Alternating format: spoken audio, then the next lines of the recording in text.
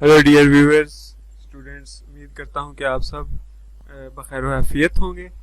आज हम एंजाइम की नई वीडियो के साथ हाजिर हैं। आज हम पार्ट बी जो है वो पढ़ेंगे कि पहले हमने एंजाइम के पार्ट ए में डिस्कस किया था उसकी मुख्तलिफ टाइप्स और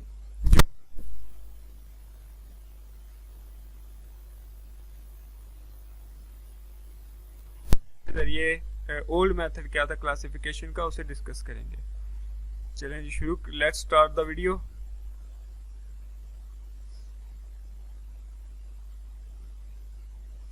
अच्छा, सबसे पहले जो है ना क्लासिफिकेशन का ओल्ड मेथड क्या था एंजाइम्स के। सबसे पहले तो according to old method enzymes were classified into 5 following groups. 5 groups में सबसे पहले एस्टरेज। अच्छा, एक बात आपने याद रखनी है, जिसके भी एंड पर ASE आ जाए ना, ASE, तो आपने समझ जाना है कि ये एंजाइम है। ठीक है, एस्टरेज, एमिडेज, न्यूक्लियेज, कार्बोहाइड्रेज और प्रोटीलिटिक। आगे देखते हैं इन्हें तफसील के साथ। सबसे पहले है एस्टरेज। अब ये क्या करता है, catalyse lipids into fats plus glycerol. Fats और ग्लिसरॉल में जो है इन्हें कैटालाइज करता है। कैटालाइज कहते हैं तोड़ने को। तो ये लिपिड्स को फैटी एसिड और ग्लिसरॉल में तोड़ता है। फिर फाउंड इन पाया कहाँ जाता है, पैंक्रियाटिक जूस और ऑयली सीड्स में। ठीक है, पैंक्रियाज के में जो फ्लूइड्स स्क्रीट होते हैं उनमें एस्ट्रेज होता है जो लिपिड्स को कैटालाइज करता है। इसकी एग्जांपल है लाइपेज एंजाइम। फिर है अमाइडेज, कैटालाइज अमोनिया रिलेटेड रिएक्शंस। जितने भी अमोनिया रिलेटेड रिएक्शंस हैं वो सारे के सारे अमाइडेज जो है वो कंट्रोल करता है। अब ये पाया कहाँ जाता है, लिवर में, जिगर मतलब, और इंटेस्टाइनल म्यूकस में, स्मॉल इंटेस्टाइन के जो म्यूकस है उसमें। इसकी एग्जांपल आ जाएंगी जी, arginase converts arginine to urea. Arginase क्या करता है, आर्जिनिन को यूरिया में कन्वर्ट कर देता है। और फिर है जी यूरिएज। अब यूरिएज क्या करता है, यूरिया को अमोनिया में।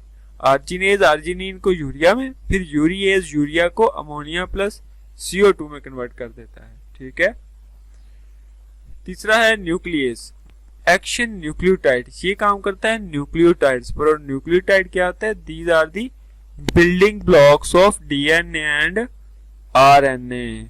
और ये 3 पार्ट से मिलकर बनता है, जिसमें सबसे पहले फास्फोरिक ग्रुप होता है, ठीक है, प्लस 5 कार्बन शुगर होती है, 5 कार्बन शुगर होती है, प्लस नाइट्रोजिनस बेसेस। तो इन 3 चीजों से मिलकर बनता है न्यूक्लियोटाइड। इसकी एग्जांपल है राइबोन्यूक्लियेज, एक्ट ऑन RNA, फिर डीऑक्सी राइबोन्यूक्लियेज जो कि DNA पर काम करता है। फिर है कार्बोहाइड्रेज। कार्बोहाइड्रेज कैटालाइज कार्बोहाइड्रेट, जैसा कि नाम से ही जाहिर है, तो ये कार्बोहाइड्रेट्स को कैटालाइज करता है। ये यीस्ट में पाया जाता है और इंटेस्टाइनल जूसेस में। एग्जाम्पल में आ जाएंगे sucrase convert sucrose into glucose plus fructose. तो सर्किएज क्या करता है, ग्लूकोज और फ्रुक्टोज में कन्वर्ट कर देता है, सुक्रोज को 2 सब यूनिट्स में। फिर माल्टेज जो है वो माल्टोज को ग्लूकोज और ग्लूकोज 2 हिस्सों में, मतलब दोनों यूनिट ग्लूकोज के हैं, ग्लूकोज और ग्लूकोज में कन्वर्ट करता है। फिर आप प्रोटीलिटिक, मतलब प्रोटीन से रिलेटेड।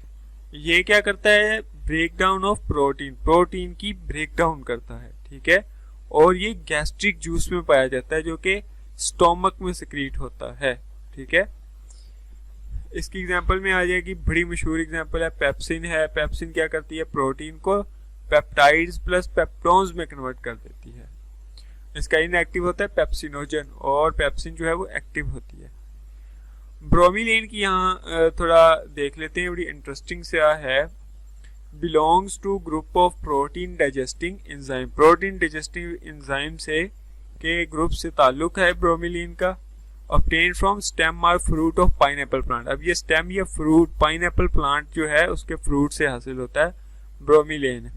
ठीक है, इसका काम क्या है, अगर आप खाने के साथ एक पीस पाइन एप्पल या अनानास का खा रहे हैं तो ये आपकी डाइजेशन को बेहतरीन कर देगा। मतलब ये इसमें मौजूद ब्रोमीलेन जो है वो प्रोटीन को डाइजेस्ट करता है।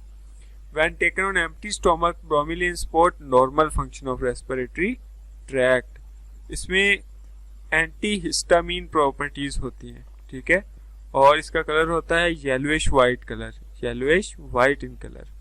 फिर ये पानी में सॉल्युबल है लेकिन ऑर्गेनिक सॉल्वेंट्स में इनसॉल्युबल है, जैसे कि ईथर, अल्कोहल वगैरह। फिर इसका मॉलिक्यूलर वेट जो है वो 33,000 होता है। यूजेस ऑफ ब्रोमीलेन, ब्रोमीलेन कहाँ कहाँ आती है? सबसे पहले तो ये एंटी इन्फ्लामेटरी एजेंट है, सोजश नहीं होने देती, ठीक है। फिर as a supporting agent in the treatment of inflammation and oedema. ये देखें, ये है oedema. Oedema results from accumulation of excess fluid in the interstitial spaces or serous cavities. ये देखें, जैसे ये है ओडिमा, ठीक है। इन लेदर फैक्ट्री में इसका इस्तेमाल है, फिर प्रोटीन प्रोडक्शन में इस्तेमाल होता है, ठीक है, और as a meat tenderising along with papain. उसके बाद can prevent aggregation of human blood, platelet की एग्रीगेशन जो है उससे बचाता है, विट्रो हो या इन विवो हो, ठीक है। पेपेन मतलब papaya. Belongs to class hydrolysis, hydrolysis because catalyse breakdown of protein by hydrolysis. ये प्रोटीन को हाइड्रोलाइसिस के जरिए तोड़ता है। हाइड्रोलाइसिस कहता है पानी के टूटने को। Present in leaves, roots and fruits of papaya, मतलब पपीते के रूट्स, लीव्स या फ्रूट में मौजूद होता है papain. It is amorphous light whitish colour powder, तो ये अमॉर्फस लाइट वाइटिश कलर का पाउडर होता है। ये भी पानी में सॉल्युबल है, जबकि ऑर्गेनिक सॉल्वेंट्स में इनसॉल्युबल, और इसका मॉलिक्यूलर वेट होता है 21,000।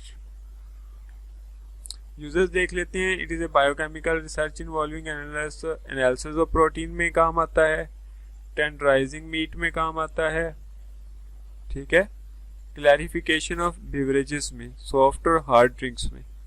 फिर रिमूव प्रोटीन मॉलिक्यूल को रिमूव करने के लिए टूथपेस्ट और कॉस्मेटिक्स में, इंडाइजेशन की रेमेडीज बनाने के लिए, अल्सर, फीवर और स्वेलिंग की मेडिसिन को बनाने के लिए।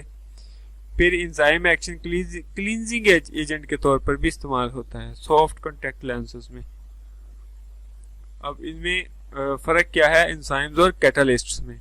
एंजाइम जो हैं वो ऑर्गेनिक इन नेचर होते हैं, जबकि कैटालिस्ट जो हैं वो इनऑर्गेनिक होते हैं, ठीक है, और ये मोस्टली डिस्ट्रॉयड ड्यूरिंग रिएक्शन के दौरान डिस्ट्रॉय हो जाते हैं, जबकि ये बिल्कुल भी कंज्यूम नहीं होते, डिस्ट्रॉय नहीं होते। जो एंजाइम्स हैं वो स्पेसिफिक इन नेचर होते हैं, जबकि कैटलिस्ट जो हैं वो नॉन स्पेसिफिक होते हैं। ये वेरी कम्प्लेक्स होते हैं, जबकि वेरी सिंपल कंपाउंड या सब्सटेंसेस होते हैं कैटलिस्ट। उम्मीद करता हूँ कि आज का लेक्चर जो है वो समझ आया होगा। इसमें जो भी तशवीह हो या पॉइंट समझ ना आया हो वो कमेंट करके आप पूछ सकते हैं, और इसके नोट्स भी जो है वो आप कमेंट सेक्शन से डाउनलोड कर सकते हैं, लिंक प्रोवाइड कर दिया गया है। See you in the next lecture. Thank you so much.